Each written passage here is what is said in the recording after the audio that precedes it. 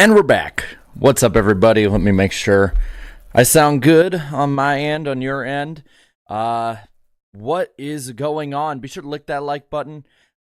Subscribe if you're new. Have some fun. And no Blue Jimmy, I'll only be there Sunday. I'm not going tomorrow. But there might be a few people, maybe somebody joining me tomorrow on the stream afterwards. I'm letting everybody know on Twitter also that we're going live. Let everybody know. Let's bring everybody in. Lick that like button. Have some fun with it. We are going live. We are live with this now, talking about the 2023 Rackley Roofing 200. Thank you to SheRank244 for being a member for 7 months. Damn, only 7 months. Hello. Carson, let's go.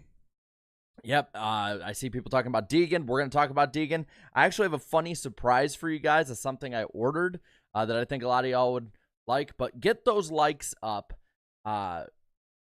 And once we hit, I don't know what the like goal should be here. We hit, we'll try to get 100, I guess. But let's get those likes up. We'll see where we go from there. And then maybe I'll show you what I got. I think y'all like it. Show and tell is always fun on this channel. But let me just get this tweet out for everybody. That way we can get as many people as possible in here. And let's talk about the truck race at Nashville. It's definitely been a wild one, that's for sure. All right. So getting all this stuff closed out. All right, let's go into it. So the Rackley Roofing 200, the 2023 edition, was 150 laps over 1 hour, 57 minutes, 13 seconds. There were 9 lead changes among 7 leaders and 7 cautions as well. Going through the finishing order of this race, Carson Hocevar will get the victory over Zane Smith, who barely beats out Nick Sanchez. That is second and third. Heim in fourth. Bailey Curry 5th. Then Purdy in 6th. Matty D in 7th, then Ankrum 8th, 9th is Rhodes. After Rhodes, you got Garcia in 10th, Tanner Gray in 11th, Drew 12th, Enfinger 13th, Taylor Gray in the 14th spot, Kraft in 15th, Timmy Hill in 16th, Breidinger 17th, another solid run for her, and Stuart Friesen will round out the top 10. Then you got Lights and Maggio. They are 19th and 20th, 1 lap down. Then next 3 are 2 laps down. 21st place Roper, Dye in 22nd, 23rd Eckes. And then you got the next couple who are 3 laps down on it. You got Schaffer in 24th, Boyd in 25th, Janes in 26th, and Lane Riggs in 27th. After that, 6 laps down was Howard in 29th and Wood in 30th. Above them in 28th was Haley Deegan, 4 laps down. Again, we will talk a good deal about Haley Deegan in this post-race stream. 17 down for Majeski. He had some issues in the middle of the race and had to go into the infield to get to the garage. And then 31 laps down, last car running was Rajah Caruth. Again, we'll talk about Caruth as well. And the next 4, last 4, I should say, were out of the race. Dean Thompson in 33rd, Holmes in 34th, is it Villarreal in 35th, and Lawless Allen, who we will talk a lot about because he had some choice words for Haley Deegan. Lawless Allen in the 36th position and last. Again, be sure to lick that like button. I love that so many are in here on a Friday night. And let's get, while we're at it, the post-race results up top right here for the race. And on top of that, it'll have the streaming schedule we got going on the rest of the weekend. Should be fun. Xfinity post-race with a possible guest, possible friend coming over. Cup post-race on Sunday, even with me at the track. And the NASCAR Weekly podcast on this channel at 8 p.m. Eastern Time, Wednesday night. Again, lick that like button, sub if you're new. We do this for just about any race we possibly can. Looking in the chat right now, we have, thank you to the Great Deer 53 for saying, love the hat. Skull, baby. I like that. I see we're talking about Darian's jinxing. But let's look into stage 1 of this race. And then again, I got this nice surprise here that I'll keep right here next to my leg as we talk. But Nick Sanchez started off on the pole. Another solid run for Sanchez tonight. And then on lap 5, you have Hailie Deegan getting loose. She hit the apron, gets loose underneath Lawless Allen, and collects Jack Wood. And, well, I'm going to say this. Not a good showing whatsoever for Deegan. I know Deegan and Deegan defenders will say it's the Truck Series that's the problem. I know that they'll say that she should be moved to Xfinity, and to a degree, I understand that. But that kind of mistake you can make in any series. That is a driver error. That is not a Truck Series error. That is not somebody being over-aggressive, except Hailie Deegan herself. Wallace Allen had some choice words, though, for Deegan. Jared Haas had tweeted out the video of it. Allen had said, "Not surprised, she's talentless." And then the quote that's caught everyone's attention is that he said, "She does it to fucking everybody." His words. And I'm going to say this. Hailie Deegan's been in trucks, 3 years now? It's getting to the point, and I agree with Darian here. Enough excuses. Hailie Deegan, if she was to live up to the hype, should at least have won a truck race. I'm gonna ask the question, y'all. I know that people will say no, but is Hailie Deegan a NASCAR bust? And I'll give you my answer as soon as it's up, because I do not want to poison the well on this. I know it's Lawless Allen. He shouldn't be talking because those two have mid-offs every race for 23rd. It's again, I want Deegan to do well. I think she would be good for NASCAR if she did well. The same way Danica Patrick would. The same way I think Tony Breidinger would. But so far, it has been so far from good at this point. I got to say, poll's going up now. Y'all vote on it. But I think at this point, you got to say yes. I really do. I like Deegan. I think she is a great person, great personality, but she has not put up any results whatsoever that justify the hype she's been given. She's, I don't think, ever run at race-winning pace before in the Truck Series. I get that she might not have the greatest teams ever, but, let's look at her stats really quick. I'll pull them up right now. And I get she's very young, but there's a lot of young drivers who are performing way better than she is and not making the mistakes that she is. Looking so far, yeah, she has been full-time now. This is her 3rd season full-time. Before tonight, she had 58 starts and only 4 top 10s. Her average finish is 21st in the Truck Series. She has had 13 DNFs in 58 starts. We're going to do a little math on this one. And yes, I get it's not all her fault. I don't think any driver having that is all their fault, but it is a 22% DNF rate. If this, I'll tell you this, if I replace her name with Stephen Wallace, would y'all be saying that she's a bust? If I said, Stephen Wallace has a 22% DNF rate. Actually, it's funny enough. I know it's very much apples to oranges, but it's very interesting to see it. Like, if you would put a different name than Hailie Deegan there, and then I told you 22% of her starts end with her in the garage, and she only finishes on the lead lap about 52% of the time. That's not sustainable to be a driver who deserves to move up through the ranks. It's not, and it sucks saying that because I'm pretty sure all of us would want that to be the case, but it's not. And here's the thing, everyone called Stephen Wallace a bust. He had a 16% DNF rate in a higher series of competition. So it's not something I take joy in because I want Deegan to do well. But if we're going to be real and we're going to judge everyone the same way, you know what? At this point, the results need to be it's at a rate right now that is honestly, for again, the hype given, for the money put in, is honestly it's I don't know how to really say it. It's unacceptable. I mean, I'm looking right now. He's got to add in what did she finish tonight? 28th. Add this 28th place finish tonight. 13 races into the season, and her average finish is a 21.4. It's not sustainable if this is a driver who's going to move up through the ranks in the coming years.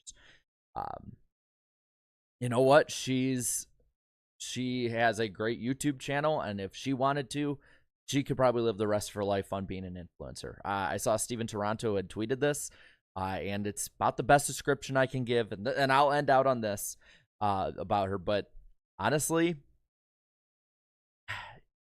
it's an influencer driving a race car at this point.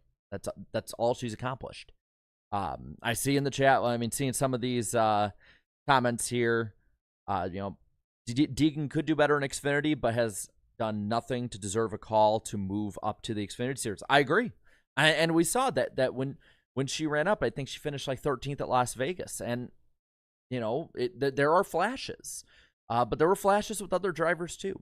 And every driver, I would say, most drivers have flashes, especially when they're given the support that she does have. It's a matter of taking advantage of it. Well, Tiny Philosopher in here says, get Natalie and her OnlyFans self up there. At least she makes it interesting to see who crashes first. Damn. Napa Racing Fan 927, you're saying truck bust, yes. NASCAR bust, not yet. Well, I mean, I can understand that line of thinking. I think my counter to that would be that, if this is a third-tier series, and if you've done nothing to warrant going to the next level other than you have money, and the results at the moment, yes, her NASCAR career is a bust. That's at least my idea of it. I know a lot of people are saying to add her to the list of drivers who squandered their opportunities.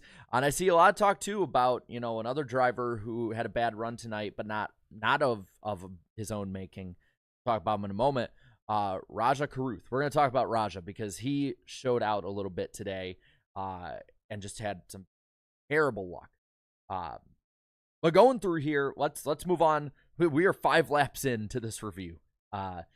Lap 10, you got the restart and immediately a caution because the 45 crashed having a flat tire.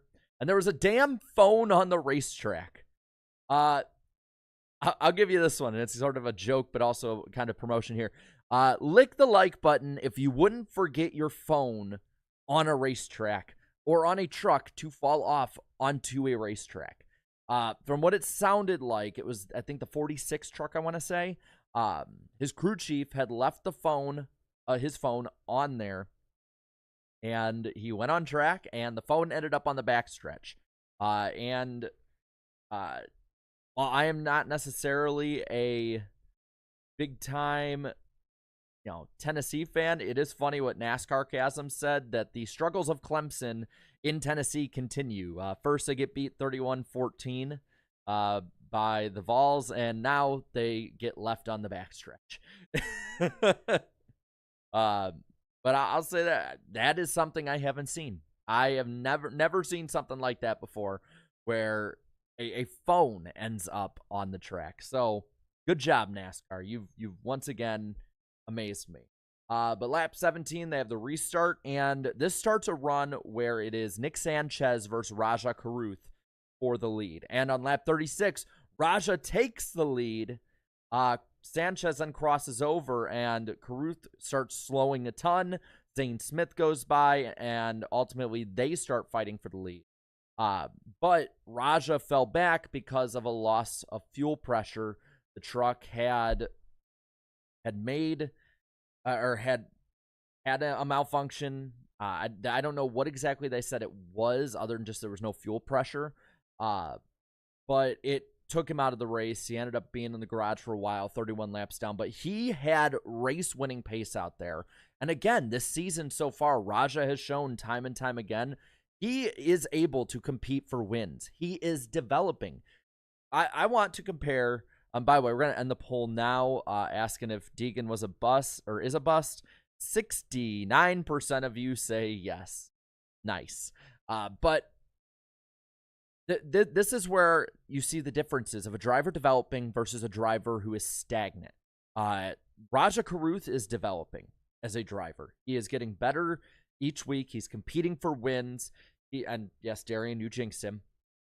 But he is competing for wins, getting faster, getting competitive, being patient out there. And Deegan isn't. That if you want to see two drivers, one who I think does deserve, especially if he keeps running like this, to move to the next rank in Xfinity, and someone who probably doesn't with Deegan. I mean, I think it's a very good comparison to have both of them as the people you look at for that. But we end the stage. Stage 1 ends with Zane Smith winning over Sanchez. Then Bailey Curry, who I thought had an excellent run tonight. Bailey Curry with the 3rd place finish in Stage 1. Then Hocevar, Heim, Ankrum, Tanner Gray, Grant Enfinger, Matty D, and Taylor Gray round out the top 10. You go to Stage 2, where Corey Heim now has the lead. And for a moment on lap 62, Bailey Curry took the lead.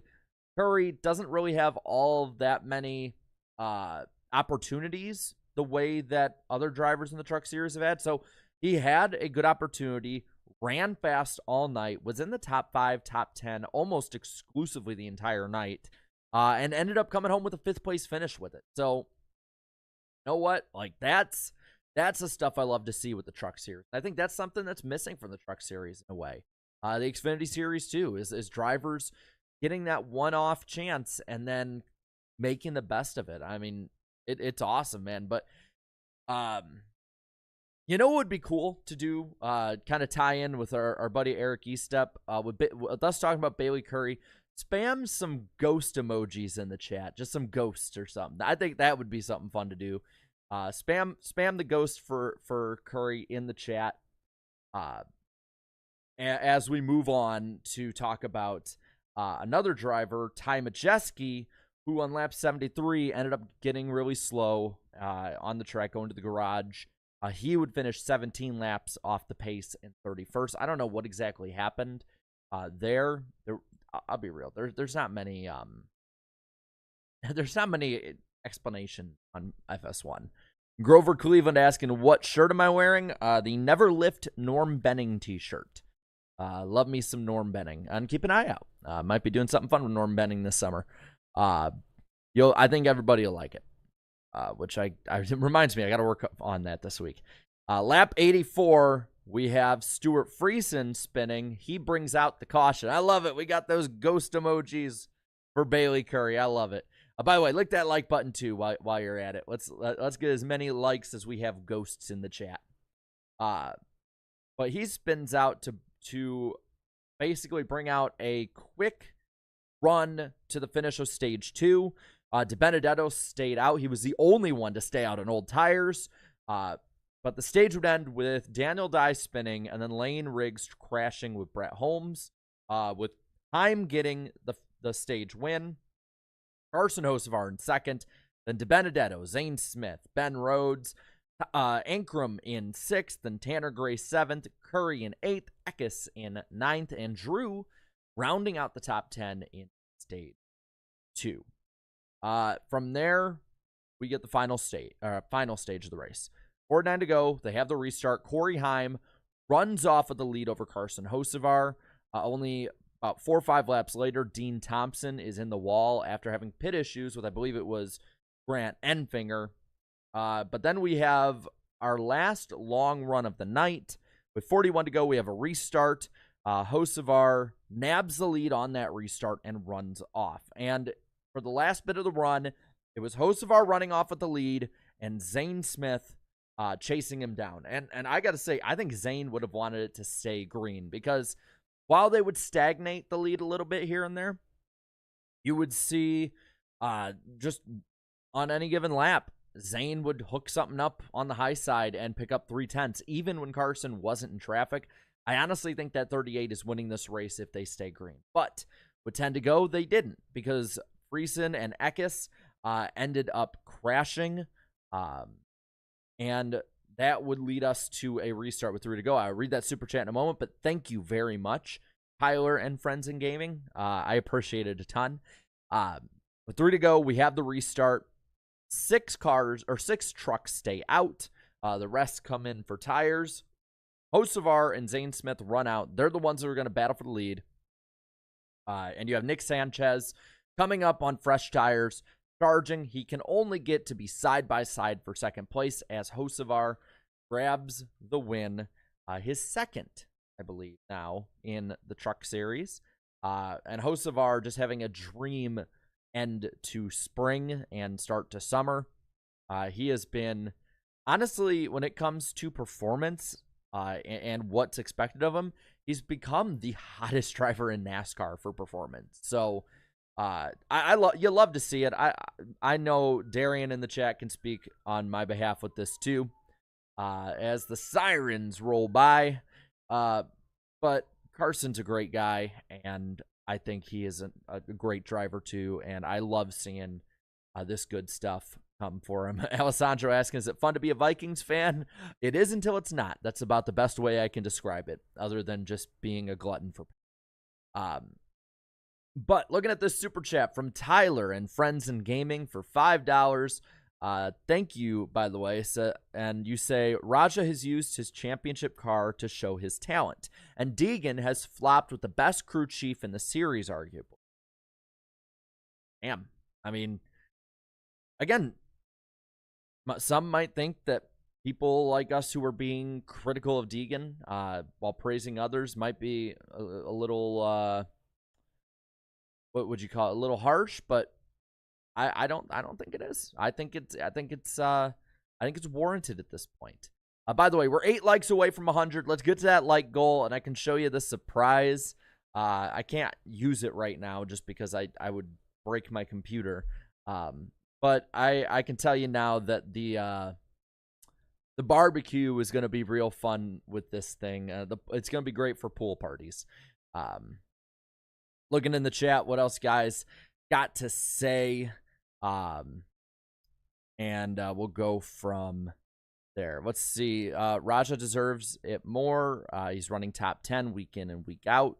I see. That's the thing. Rajah is. I absolutely love seeing how Rajah's developing. But let's see what else we got.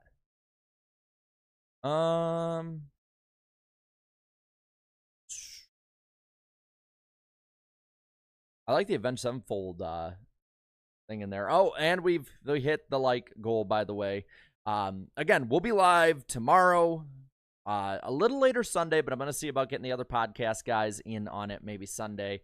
And then, of course, the NASCAR Weekly podcast this week on my channel. We'll be previewing the Chicago Street Race, which that'll be fun. So, I am somebody who likes to go big and go bold when it comes to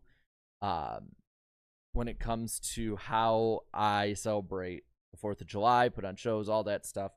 I'm huge with having tons of fireworks, and Darian, again, can attest to that. I'm also huge on water guns, and I managed to find these, and I got them on a discount. Let me make sure that y'all can see them. I got this massive water gun here. This is a water gun that's a machine gun. Like, it shoots bolts of water at, I believe, 45 to 50 miles an hour. And and I wonder if y'all can hear it, like, when I fire it off at all. Like, I don't have water in it because I don't want to destroy my computer. But let me see if I can get it to turn on here. Oh yeah, literally when this thing fires off, this is what it sounds like. I don't know, the mic might be out, but it's like, I got 2 of these. Like, the damn thing Holy crap. The damn thing lights up. You can see right here. So it's like, if you push, where's it at? You push this little toggle forward, and you put it in face down in water, and it actually will, like, you have to charge it, but it's already charged when it gets here. But it will get the water into this little tube here, and then you just, it actually has a kick, like a recoil to it. But I'll post something probably on Twitter or maybe a short or something, having some fun with it. No, it is a water gun. I want to say that now. I know YouTube gets butthurt, but when you clarify what it is, it'll be fine. So don't worry about it. I'm not gonna get deleted from the internet. It would be funny. I should just like end the stream now just to make it seem like I did. But I think it's gonna be pretty fun, and maybe I'll get a video this weekend getting somebody sprayed with it or something. I am not becoming the quiet kid Need for Speed. I am the party animal. No, trust me, I've been on YouTube long enough. I know that a water gun, as Roanoke Gaming, a YouTube channel I like, says, a water force multiplier, it's completely fine. Jimmy, thank you for the 5. Hi, that was a great race because there was a lot of passing through the field and there was a lot of wrecks throughout the night. I mean, there were some wrecks, but I think there was a good amount of passing and a good amount of comers and goers. I had a lot of fun watching it. But yeah, it's 4th of July party and my cousin's graduation party, and maybe some of the podcast guys, or all 4 of the podcast guys, all of us being in town, that we might have some fun with it. I'm serious. So this thing actually has a kick to it when I pull on it. So it's pretty awesome. But no, I mean, that is a good start to the Nashville weekend. I'm happy with how that race went. And I hope we get more racing like that the rest of the weekend. Jimmy, thank you for another 5. That will be the only